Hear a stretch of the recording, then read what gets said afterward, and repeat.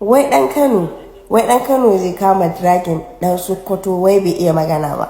Wai Hausa ta yi ba ta da daɗi. Mina na gashi nan kara itace. Wai dan Kano, imagine fa. Dan Kano da Hausa ta ɗaya iya, in ba kananci an kama komai bai gane.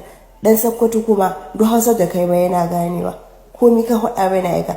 Kowane yare wacce irin Hausa ka yi mai nan take na gane, amma shi in yi Hausa ba a gane. Kun ga kenan dan Sokoto ya ƙwari ku ya muku wayo. Yanzu for example, in dan wada wata ƴar kalma da yawan kana ba su iya bana ansar ta. Yanzu in ce maka na wanga su dai an sami wa'inga su haɗa min ɗaya ma'anar wa'inga kalmomi tun da ba su da aiki sai cewa ba mu iya Hausa ba.